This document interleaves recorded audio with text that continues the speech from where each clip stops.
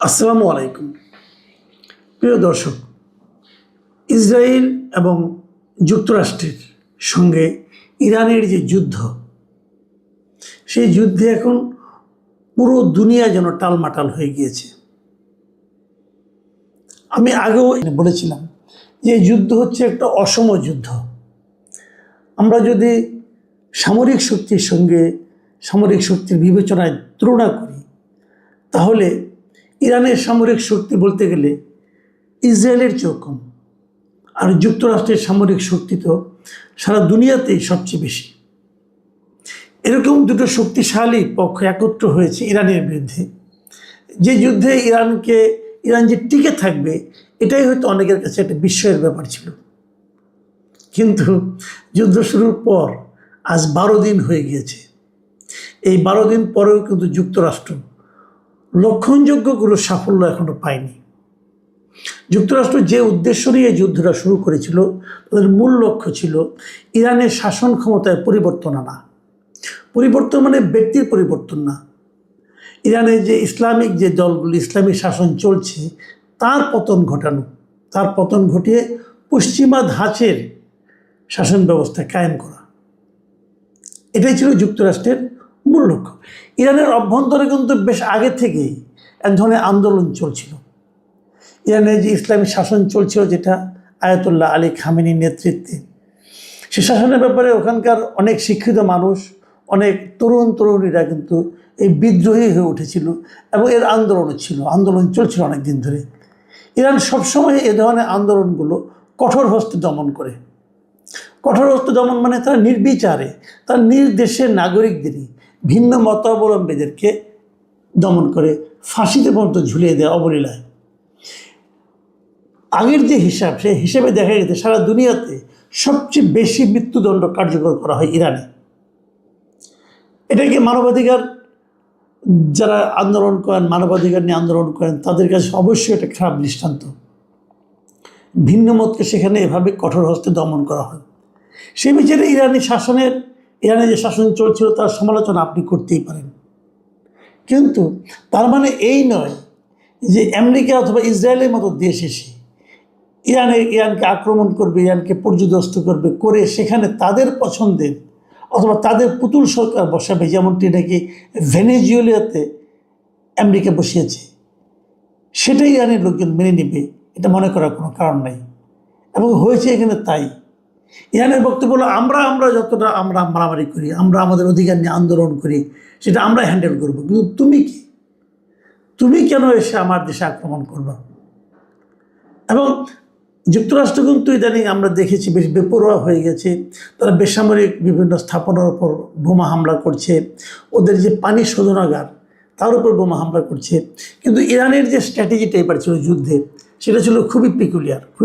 এই অর্থে বলবো যে যুক্তরাষ্ট্র সেটা ভাবেই নাই। যুক্তরাষ্ট্রের সঙ্গে ইরানের যে দূরত্ব, যুক্তরাষ্ট্রকে অ্যাটাক করার জন্য ইরানের পক্ষে হয়তো সহজ ছিল না। কিন্তু ইরান যে কাজটা করেছে, তারা যুক্তরাষ্ট্রের যে সমস্ত ঘাঁটি মধ্যপ্রাচ্যের বিভিন্ন দেশে আছে, সেগুলোতে তারা নির্বিচার আক্রমণ করেছে এবং অনেকগুলি তারা ক্ষতিগ্রস্ত করেছে।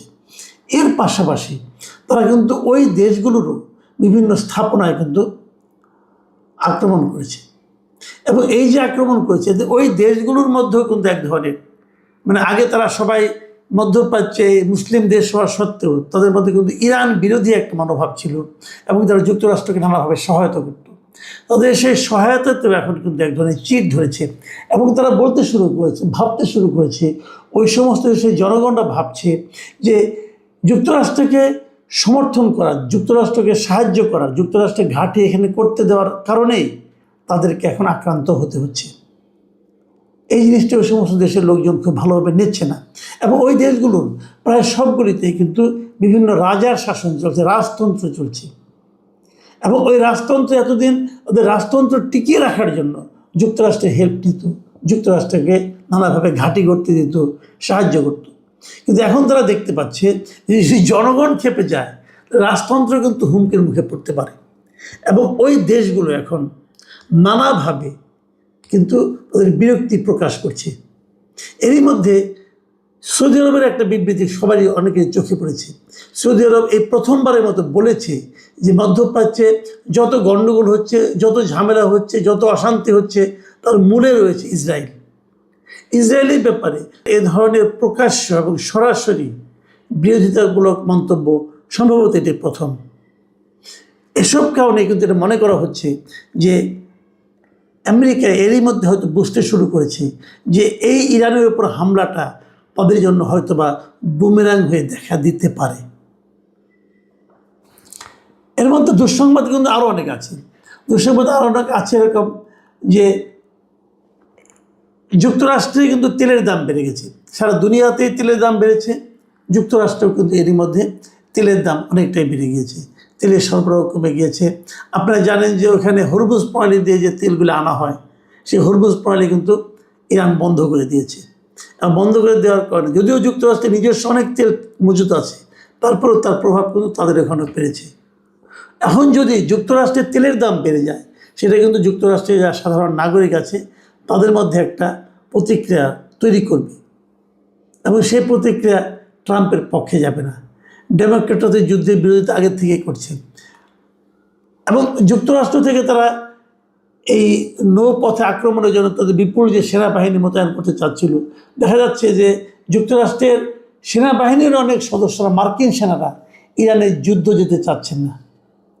বিশেষ করে তাদের এই আপত্তিটা হয়েছে যুক্তরাষ্ট্র এবং ইসরায়েলের যৌথ হামলায়। প্রথম যে একটা গার্লস স্কুলে, বাচ্চাদের স্কুলে আঘাত করা হয়েছিল, যেখানে কমপক্ষে 165 জন শিশু নিহত হয়েছিল, এবং এছাড়া আন্তর্জাতিক জলসীমায় ইরানি যুদ্ধজাহাজের উপর যুক্তরাষ্ট্র যেটা হামলা করেছিল। আন্তর্জাতিক জলসীমা সাধারণত কোনো জাহাজের উপর হামলা করা হয় না, কিন্তু সেখানে যে হামলাটা যুক্তরাষ্ট্র করেছে, এই ঘটনাগুলো মার্কিন সেনাদের মধ্যেও কিন্তু নেতিবাচক প্রভাব তৈরি করেছে। এবং যুক্তরাষ্ট্রের যে মনোভাব সাধারণ মানুষের মধ্যে, তার ঠিক বিপরীত মনোভাব দেখা যাচ্ছে ইরানের মধ্যে। ইরানের যারা সাধারণ মানুষ আছে তারা ক্ষতিগ্রস্ত হচ্ছে, মৃত্যু ভয় তাদের প্রতিদিন তাড়া করে বেড়াচ্ছে, তারপরও তাদের মধ্যে কিন্তু ভয়টা দেখা যাচ্ছে না। ইরানের কর্মরত একজন সাংবাদিক, রেডিও তেহরানের যিনি একজন বাংলা বিভাগের সাংবাদিক গাজী আব্দুর রশিদ, তার বরাত দিয়ে প্রথম আলো দেখলাম একটা রিপোর্ট করেছে। তিনি বলেছেন যে তেহরানবাসীরা মোটে আতঙ্কিত নন, তারা এই যুদ্ধকে তাদের জীবনের যুদ্ধ মনে করছেন। যে এই যে মনোভাবের যে পার্থক্য, সারা দুনিয়াতেই হয়। যারা আক্রমণ করে তাদের দেশের জনগণের মনোভাব থাকে যুদ্ধের বিরুদ্ধে, এবং যারা আক্রান্ত হয় সেই দেশের জনগণের অবস্থান থাকে প্রতিশোধের। যেমনটা আমরা মুক্তিযুদ্ধের সময় আমাদের দেশেও দেখেছিলাম। কিন্তু আমাদের দেশে যারা পাকিস্তানি বাহিনী ছিল তারা আক্রমণ করতে এসেছিল, আর আমরা প্রতিরোধ করতে দাঁড়িয়েছিলাম। এবং আক্রমণকারীরা সবসময় কিন্তু এতটা শক্ত মনোবলের অধিকারী হয় না যতটা নাকি আক্রান্তরা হয়, কারণ আক্রান্তরা জীবন দিয়ে তখন লড়ে যায়। সবশেষ যে খবরটা গতকাল থেকে আমরা বিভিন্ন মিডিয়াতে প্রথমে দেখেছিলাম, সেটা হলো ইরানের একটা আধা সরকারি সংবাদ সংস্থা, যার নাম তাসনিম, তারা জানিয়েছিল যে ইরানের ক্ষেপণাস্ত্রের আঘাতে ইসরায়েলের প্রধানমন্ত্রী নেতানিয়াহু নিহত হয়েছেন। পরে অবশ্যই দাবিটা ইসরায়েল প্রত্যাখ্যান করেছে, কিন্তু প্রত্যাখ্যান করলেও এটা সত্য আবার আরেকটা মিডিয়া তারা বলেছে যে নেতানিয়াহু মারা যায় নাই, তার ভাই মারা গেছে। তবে কে মারা গেছে কে মারা যায়নি সেটা বড় কথা না, বড় কথাটা হলো নেতানিয়াহুর বাসভবন এবং অফিস পর্যন্ত ইরানের ক্ষেপণাস্ত্র যে আঘাত করেছে সেটা কিন্তু সত্য, এবং এই আঘাত করেছে বলেই কিন্তু তার মৃত্যুর গুজবটা ছড়িয়ে পড়েছে। শেষ পর্যন্ত যুদ্ধের কী হবে আমরা এর মধ্যে দেখেছি যে ট্রাম্প এর মধ্যে বলছেন যে ওনারা যুদ্ধবিরতির দিকে যাবেন হয়তো খুব শিগগিরই, এবং এই যে ট্রাম্পের দিক থেকে বলা যে শিগগিরই এই অভিযান সম্পন্ন হবে, এটা সোমবার দিন ট্রাম্প বলেছেন যে ইরানের বিরুদ্ধে যুক্তরাষ্ট্রের অভিযান শিগগিরই সম্পন্ন হবে। এবং এই যে সম্পন্ন হওয়ার কথা উনি বলেছেন প্রথমবারের মতো, এটাতেই কিন্তু অনেকে ভাবছে যে যুক্তরাষ্ট্র হয়তো যে কোনো সময় বলবে আমাদের যুদ্ধ জয় হয়ে গেছে, আমরা যা করে ফেলেছি, ওদের মেরুদণ্ড ভেঙে দিয়েছি, অতএব যুদ্ধ শেষ। কিন্তু মেরুদণ্ড ভাঙাটা সহজ হবে না, এই কারণে হচ্ছে না, এই কারণে তারা ওদের প্রথম দিনে কিন্তু 28 তারিখ যেদিন তারা অ্যাটাক করে, সেই দিনে কিন্তু তারা ইরানের supreme leader Ayatollah Ali Khamenei সহ উচ্চপদস্থ বেশ কিছু কর্মকর্তাকে নিহত করেছে, হত্যা করেছে। এবং সেই হত্যার পরও ইরানের শাসন ব্যবস্থার কোনো পরিবর্তন হয়নি। এরই মধ্যে আয়াতুল্লাহ আলী খামেনির পুত্রকে তারা সুপ্রিম লিডার বানিয়েছে এবং জানা গেছে সে নাকি আয়াতুল্লাহ খামেনি কিছুটা মধ্যপন্থা ছিল, এ নাকি আরও কট্টরপন্থী। এবং এরই মধ্যে বিভিন্ন দেশ ইরানকে বলেছে যুদ্ধবিরতি করার জন্য, ইরান সেই যুদ্ধবিরতি প্রত্যাখ্যান করেছে। এর মধ্যে চীন, রাশিয়া তারাও কিন্তু ইরানকে বলেছে যে আসলে আমরা যুদ্ধবিরতি প্রস্তাব নিয়ে অগ্রসর হই। এবং ইরান বলেছে আমরা যুদ্ধবিরতিতে যেতে পারি একটা শর্তে, যে আমাদের উপর আর কোনো আগ্রাসন চালানো হবে না। মানে এই সমস্ত কথাবার্তা থেকে আমরা যে জিনিসটা বুঝতে পারি যে এই যুদ্ধে মনোবলের দিক দিয়ে ইরান অনেকটাই এগিয়ে আছে।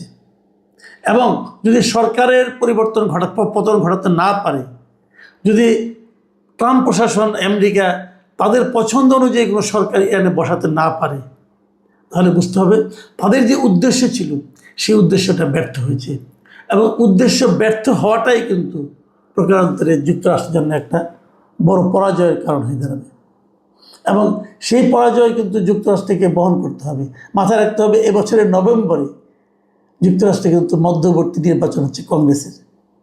এবং ট্রাম্পের এই যে অবিমৃষ্যকারী অভিযান, এর প্রভাব সেই মধ্যবর্তী নির্বাচনে পড়বে বলে এরই মধ্যে যুক্তরাষ্ট্রের অনেক বিশেষজ্ঞরা কিন্তু ভবিষ্যৎবাণী করেছেন। শেষ পর্যন্ত কী হয় আমরা জানি না, তবে আমাদের এতটুকু মনে হচ্ছে এই যুদ্ধ এখন শেষ পর্যায়ে আছে।